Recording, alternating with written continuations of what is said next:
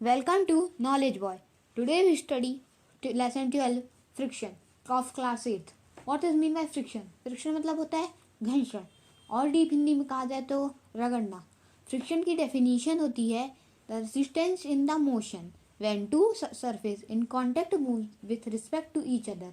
इसका मीन हिंदी में कहा जाए एक ऑब्जेक्ट पे दूसरा ऑब्जेक्ट जब मूव करता है, अपनी मोशन करता है, तब अगर वो ऑब्जेक्ट रुक जाए या उसे पीछे की ओर खींचा जाए. ऐसे हम एग्जाम्पल की ओर कहा जाए, आपको अच्छे से समझ में आएगा. एक फुटबॉल है, हम उस पर शॉट मारते हैं. फुटबॉल का हमने उसमें फोर्स बहुत ज़्यादा लगाई है अमाउंट में, जिससे शॉट दूर तक जाए. पर ऐसा टाइम कभी ना कभी तो आता है कि फुटबॉल रुक जाती है या आगे चढ़ाई होती है, तो उसके कारण फुटबॉल पीछे को आ जाती है. हम लाइन बाय रीडिंग करके एक्सप्लेनेशन करवाते हैं. क्या आपको पता है गाड़ियाँ कैसे रुक जाती है ब्रेक मारने पर? ट्रक कैसे रुक जाती हैं ब्रेक मारने पर? हमारी बाईसाइकिल हम ब्रेक मारते हैं तो वो रुक जाती है. और अगर हम केले की छिलके पे हमारा पैर पड़ जाता है तो हम फिसल जाते हैं. और पानी गिरा हुआ फर्श में हम आराम आराम से पकड़ पकड़ के क्यों चलते हैं? क्या आपको इसका मतलब आपको पता है ये क्या होता है? हमने ये जो पार्ट है उसको हमने रीड कर लिया है. इसमें यही था जो मैंने अभी आपसे बताया. You will find the answer to such question in this chapter. आप इस चैप्टर में इस सब का आंसर जान जाएंगे. फोर्स ऑफ फ्रिक्शन हमारा 12.1 activity 12.1 force and friction. What is mean by force? Force मतलब होता है ताकत. फ्रिक्शन मतलब तो आपको पता ही था, रगड़ना या घर्षण. Gently push a book on a table. You observe that it stops after moving for some distance. Repeat this activity pushing the books from the opposite direction. Does the book stop? This time too, can you think of an explanation? Can we say that a force must be acting on the object on the book opposite its motion? This force is called force or friction. आप एक book ले लीजिए, मैंने भी एक book ले ली. अब इस बुक को मैं इधर डायरेक्शन से धक्का देता हूँ. देखिएगा आप आगे जाके वो बुक रुक जाएगी. अब उसकी अपोजिट डायरेक्शन से मैं उसको पुश करता हूँ. आप ये भी नोटिस किए होंगे, आप खुद प्रैक्टिकल कर रहे होंगे, बुक आगे जाके रुक जा रही है.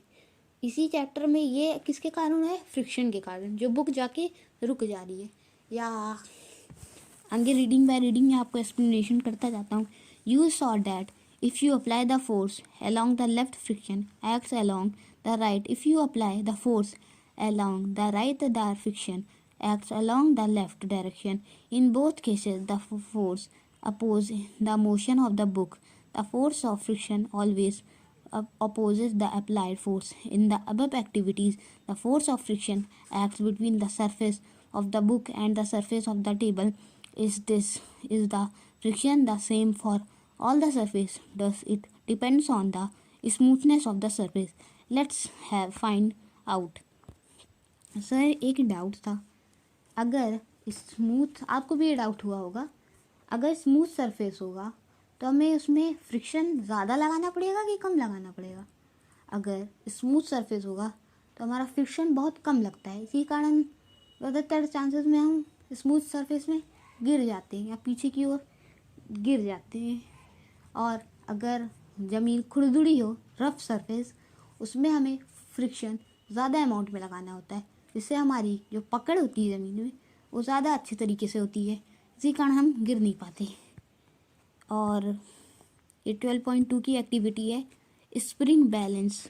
ये स्प्रिंग बैलेंस है और ये एक मेज़रमेंट करने के लिए, स्प्रिंग बैलेंस का यूज़ होता है मेज़रमेंट करने के लिए कि हमारा फ्रिक्शन या फोर्स कितनी अमाउंट में लग रहा है.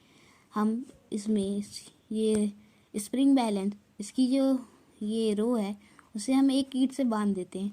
उसके बाद हम उससे जो खींचते हैं और जो इसका अमाउंट कितने तक जाता है 50 to 50, 40 to 50, ये हमें अमाउंट बताता है कि हम इसमें कितने अमाउंट ऑफ फोर्स लगा रहे हैं. और 12.3 की एक्टिविटी कुछ ज़्यादा खास है नहीं, पर आपको एक्सप्लेन कर देता हूँ. Make an included plane on a smooth floor और a table. You may see a burden board. आप इसको छोड़िए, मैं आपका भी एक्सप्लेन कर देता हूँ. आप एक टेबल है आपके घर में, आपकी स्टडी टेबल, उसमें आप किताबें रख के उससे हल्का सा सेल या सेल या बिन पेन की कैप हटा के पेन को पुश कीजिए, आप देखेंगे वो नीचे गिर जाएगी या बहुत दूर तक जाएगी। और वहीं पे आपके यहाँ बोरी होगी, उसी को टेबल के बगल में रख दीजिए। आप ये नोटिस करेंगे कि बुक जो पेन है वो आगे जाकर रुकेगी या थोड़ी सी डिस्टेंस ही कवर कर पाएगी। ये सब क्योंकि उसका सरफेस रफ है, इसी कारण उसमें पेन जाके रुक जा रही है, और जो स्मूथ सरफेस है उसमें पेन बड़े आराम से निकल जा रही है। ये सब फ्रिक्शन के कारण हो रहा है। हम रीडिंग करके एक्सप्लेन करते जाते हैं। Friction is caused by irregularities on the two surfaces in contact. Even those surfaces which appear very smooth have a large number of minute irregularities on them. Irregularities on two, हमने ये आपको अभी explain कर चुका है। 12.3 का figure यही है, लिखा गया है उसके बारे में डीपली। अब हम फ्रिक्शन के टाइप्स पढ़ते हैं। सबसे हमारा एग्जांपल है स्टैटिक फ्रिक्शन का। आप इसमें देख रहे हैं कि एक इंसान एक अलमारी को पुश कर रहा है। आप देख सकते हैं कि अलमारी टस से मस नहीं हो रही है, क्योंकि वो फोर्स तो लगा रहा है पर उसका फोर्स कम पड़ रहा है, और फ्रिक्शन जो सामने अपोजिट डायरेक्शन में फोर्स है वो ज़्यादा अमाउंट में है, इसी कारण वो पुश नहीं कर पा रहा है। यही होता है स्टैटिक फ्रिक्शन। और सेकंड एग्जांपल आप स्लाइडिंग फ्रिक्शन का देखिए। स्लाइडिंग फ्रिक्शन में वो इंसान ज़्यादा फोर्स लगा रहा है, इसी कारण जो अलमारी है वो आगे की ओर जा खिसक रही है, और जो उसका फोर्स की अमाउंट ज़्यादा है और अपोजिट डायरेक्शन की फोर्स बहुत कम अमाउंट में है, मतलब उससे कम ही है, इसी कारण वो अलमारी खिसक जा रही है। और अगर अमाउंट ज़्यादा होगी तो स्टैटिक फ्रिक्शन होता है, वो अलमारी टस से मस नहीं होगी। और अगर रोलिंग फ्रिक्शन का एग्जांपल देखें, रोलिंग फ्रिक्शन में इस अलमारी के ऊपर नीचे हम एक टायर लगा दिए व्हीकल। अब इसमें वो फोर्स तो बहुत कम लगाएगा पर वो जाएगी बहुत दूर तक।